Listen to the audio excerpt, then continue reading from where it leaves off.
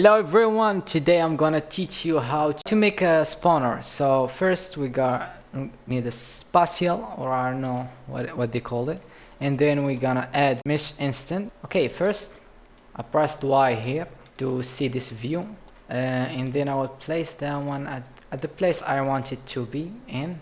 Here it is. Now Control D to duplicate it, take it, position it right here, and Control D position it like right here, Control D again right here, select the first one and press shift to select them all.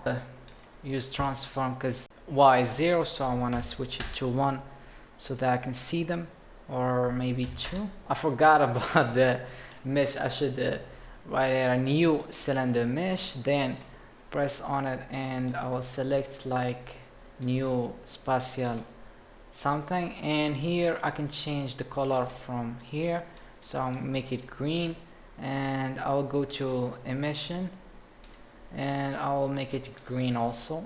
As you see here, those are my 4 positions, so I'm trying to like fit them in the right position. Now we want to create a path, that one, the red one, at the top of my scene. You can like use the path without using these, but they will just help you. So cross path follow, but before that we should create a path.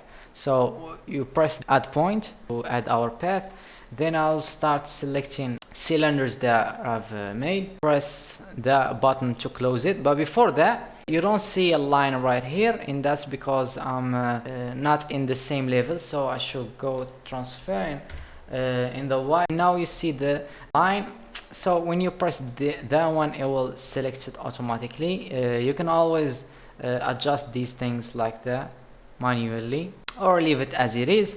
Now we need to add the path follow.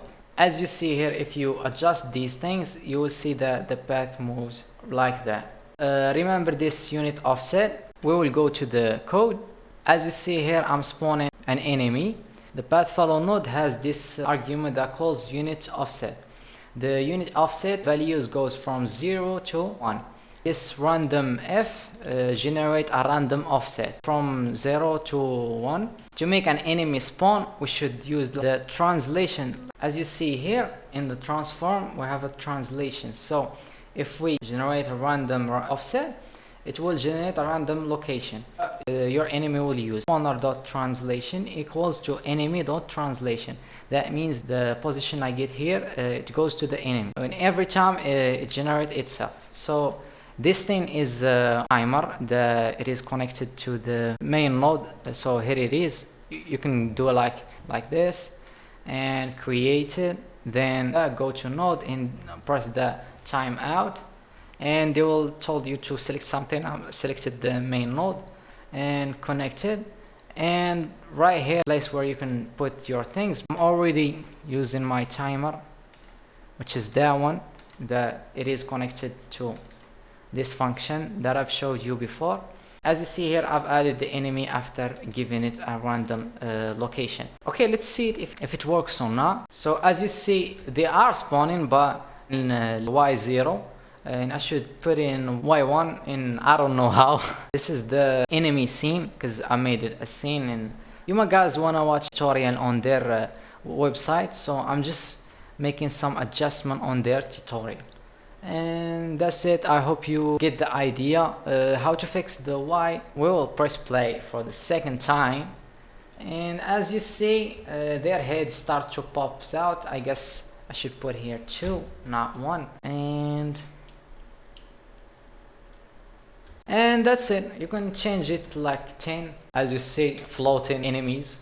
I forgot to say some things like this object that we created. You can hide it so you cannot see it, or you can just remove it, because these two are the essential things, and that one is just an additional one so that you can draw your path. The other thing is that when you go to this, I can like we don't need the translation, we need the scale thing, scale property .y, and now it should work, I guess. Yes, it is working fine.